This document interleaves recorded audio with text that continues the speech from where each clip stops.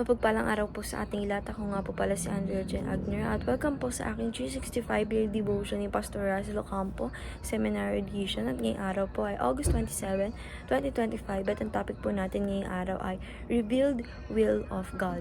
Paano malalaman ang kalooban ng Diyos? And yung scripture po natin ngayong araw is Deuteronomy chapter 29 verse 29. And yung sabi po dito sa ating concept na Revealed Will of God is refers to what He has made known to humanity through His Word, showing what He commands, desire, and delight in.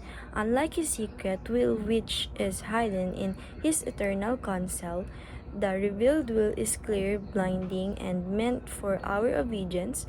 God's revealed will is expressed in the law and fulfilled in Christ, guiding believers in holiness and serve not as a mean of earning salvation but as the grateful response of the redeemed. And yung scripture po natin, sabi po dito sa Deuteronomy chapter 29 verse 29, the secret things belong to Lord our God, but the things revealed belong to us and to our children forever, that we may follow all the words of this law. And sa Tagalog po, ang mga bagay na lihim ay para sa Panginoon nating Diyos, ngunit ang mga bagay na hayag ay para sa atin at sa ating mga anak nagpakailanman upang ating magawa ang lahat ng mga salita ng kautusang ito. And yung teaching po natin ngayong araw is yung tatlo po nating teaching. Yung pinakauna is God has revealed everything we need to know. Sabi po dito na yung ating Panginoong Diyos ay talagang pinakita na sa atin, hindi niya tinago sa atin yung mga bagay na dapat nating malaman. And sabi nga po dito na yung si God is ni-revealed talaga lahat ng kung anumang bagay na dapat nating malaman.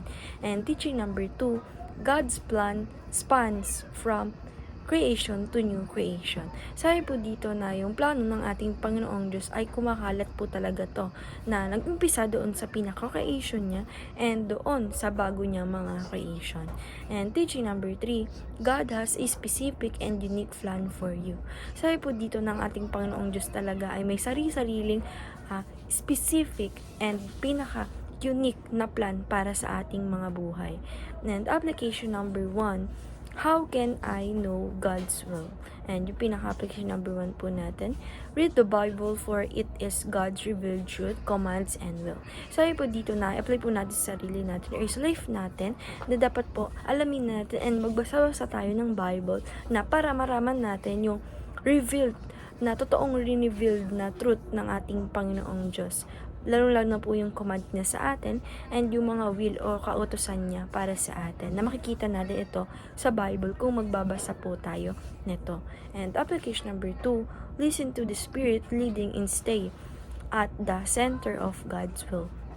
Sabi po dito na apply po natin sa sarili natin na tayo po talaga ay dapat makinig sa mga spirit na ito yung nagli-lead sa atin para tayo ay mapunta or magstay doon sa pinakagitna or pinaka-center ng ating Panginoong Diyos. And application number 3, Panginoong Diyos na mga kautusan niya po talaga sa atin.